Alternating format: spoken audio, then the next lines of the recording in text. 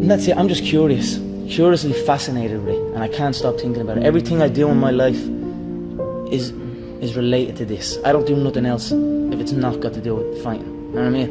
And that is why, you know what I mean? To be truly good at something, all you've got to do is show up. Is that not unhealthy? I don't know. Do I look unhealthy? Take a look at this physique.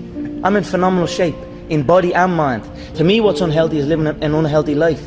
To me, what's unhealthy is getting up and going through the same day every day of your life, 9 to 5, in an office or in a, you know what I mean? That's unhealthy.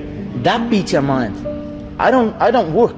I love what I do, and that's why I'm doing what I love. You know what I mean? That's why it's become a career for me, because I love it. I love what I do. So I don't think it's unhealthy.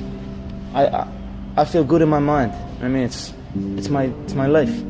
I'm enjoying the fruits of my hard work. Nobody works harder than me inside the octagon, outside the octagon. I am a workhorse, so I'm going to enjoy the benefits of this life. I'm going to get myself a big mansion in Las Vegas. I'm going to get the soft top cars. I'm going to bring my whole team out. I'm going to spoil them and give them this life. Big steaks that size, we're eating every single night each.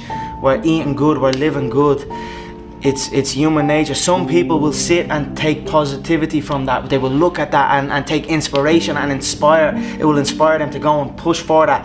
Others will shell up and critique it and be negative towards it. But one thing is for sure, those people will stay where they are. The people who take inspiration from it will rise up and also one day experience that life. So this is human nature. Some go one way, some go the other way. But I am enjoying my money, my hard-earned money that I have dedicated my life to.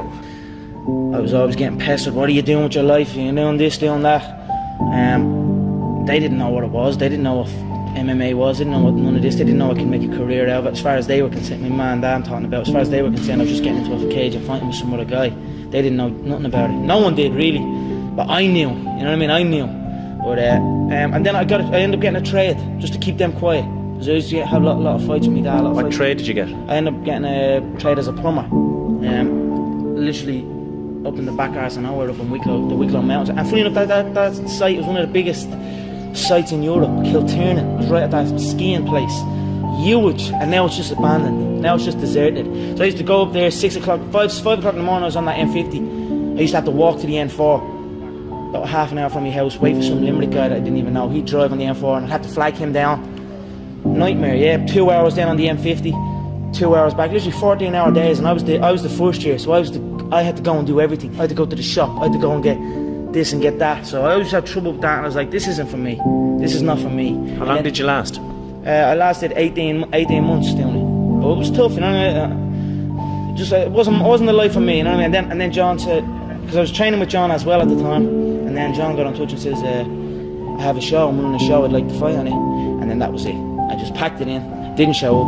My dad used to come in and punch the head out of me and like try and drag me out of bed, and I just wouldn't go, you know what I mean? I had an uproar for a good few years when I'm over, but and that was it. I just packed it in, quit, and then focused on training.